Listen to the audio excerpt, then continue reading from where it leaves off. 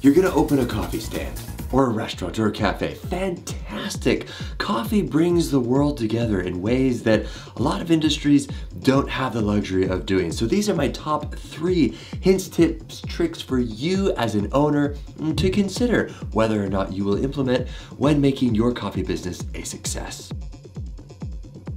You can look this up. Gordon Ramsay will even agree with this. Keep your menu simple. Keep it simple. This actually goes for any industry for that matter. Keep your initial product launch simple. I know you're gonna be, like me, you went to Cambodia and you found some delicious Vietnamese coffee. Oh, with the milk and the sweetness and it's cool and it's refreshing. We're gonna put this on the menu.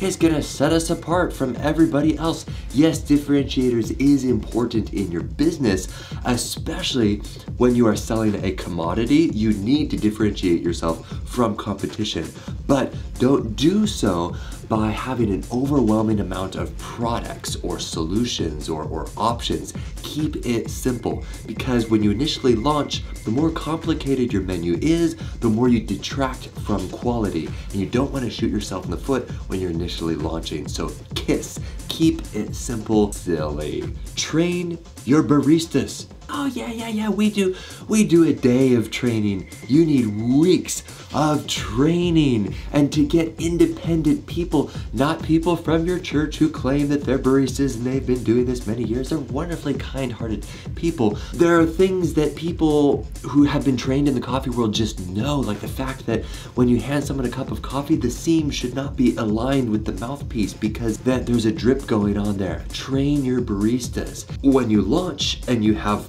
poor quality training and the baristas are kind of giving coffee to people sort of with a question mark, like, I hope you like this, I hope I did this right. You don't want to be starting off like that. Start off on the best possible quality that you possibly can. Don't have a soft opening. So one thing that I see categorically over and over and over again for any business, they have a soft opening and they shoot themselves in the foot. I know it's the thing in the industry to have a soft opening, to get all of your closest friends in, and we're gonna have a closed doors thing and they're gonna taste our menu, and don't do that. Have one grand opening. And if you want to invite all of your friends for like a tasting type thing, have them come to the grand opening along with the general public, because you're gonna need that energy. You're gonna need those loyal people to be there at your grand opening. And moreover, give your product away for free the first 1 or 2 days. Dutch Brothers Coffee does this.